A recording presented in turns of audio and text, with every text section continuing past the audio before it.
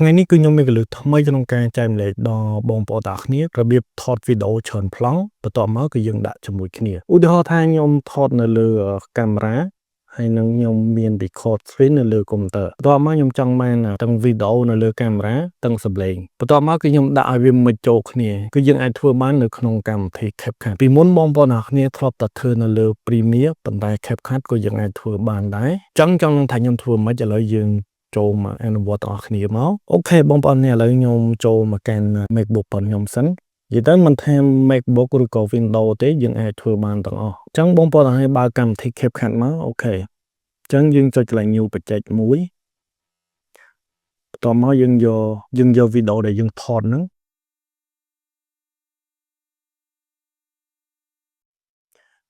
ហ្នឹងហើយបងប្អូននេះហើយចំពោះវីដេអូខ្ញុំផងដែរគឺខ្ញុំមានតែ2ប្លង់ទេខ្ញុំថតនៅលើកាមេរ៉ាហើយនឹងខ្ញុំ record screen នៅលើ MacBook ប៉ុន្តែខ្ញុំចង់បានវីដេអូនៅលើកាមេរ៉ាបន្ទាប់មកខ្ញុំដាក់នៅវីដេអូលើកាមេរ៉ាហ្នឹងនៅលើ screen កុំព្យូទ័ររបស់ខ្ញុំហើយមួយទៀតគឺខ្ញុំយកសំឡេងចេញពីកាមេរ៉ាដោយសារខ្ញុំមានស្រូបម៉ៅនេះអញ្ចឹងវាច្បាស់ជាងសំឡេងកុំព្យូទ័រប៉ុន្តែគឺយើងអាចមិចចូលគ្នាបានហើយនេះគឺជាវីដេអូដែលយើងត្រូវរៀនថ្ងៃហ្នឹងអូខេឥឡូវខ្ញុំយកវីដេអូមួយទៀតមកអូខេនេះគឺជាវីដេអូដែលខ្ញុំត្រូវការអញ្ចឹងយើងធ្វើការតម្លាក់វាមកខ្ញុំធ្វើការ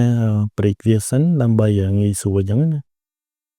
អូខេអញ្ចឹងពេលដែលយើងយកកាមេរ៉ាពីរប្លង់មកដូចជាខ្ញុំ record screen មួយប្លង់ហើយខ្ញុំថតចេញពីកាមេរ៉ាមួយប្លង់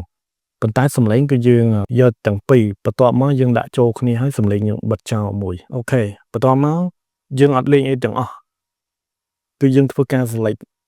នៅលើវីដេអូទាំងពីរហ្នឹងមកបន្ទាប់មកបងប្អូនអរគ្នាធ្វើការចុច mouse ស្ដាំអញ្ចឹងបងប្អូនអរគ្នានឹងឃើញពាក្យមួយ Send video and audio អញ្ចឹងយើងចុចកន្លែងហ្នឹងមកអញ្ចឹងយើងរងចាំវាបន្តិចគឺវាធ្វើការឲ្យយើងហើយអញ្ចឹងគឺងាយស្រួលមែនតើ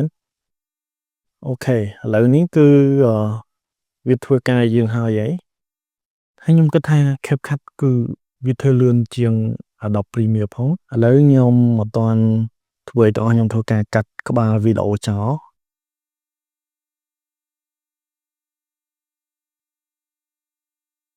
អូខេឥឡូវខ្ញុំសាក play គឺបន្ទាប់មកខ្ញុំធ្វើការតម្លាក់វីដេអូដែលខ្ញុំថតចេញអូខេអ្នកទាំងអស់នេះអញ្ចឹងគឺវាមិចចូលគ្នាហើយអញ្ចឹងខ្ញុំយកតែ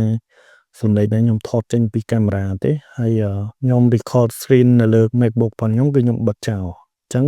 គឺយើងយកតែសំឡេងមួយដែលថាជាសំឡេងគោលអញ្ចឹងគឺវានិយាយចេញមកគឺវាច្បាស់ល្អកាមេរ៉ាស្រាប់editing video អូខេបន្ទាប់មកទៀតគឺយើងធ្វើការសម្រួល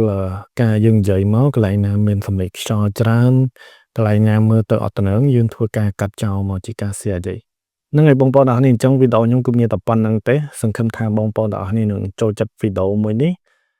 បើសិនជាមានសំណួរឬក៏មានចម្ងល់អាច comment នៅក្នុង YouTube channel របស់ខ្ញុំបានហើយមួយទៀតកុំភ្លេចធ្វើការ join group Telegram ខ្ញុំផងដើម្បីទទួលបានវីដេអូថ្មីៗអរគុណច្រើនជួបគ្នានៅវីដេអូក្រោយ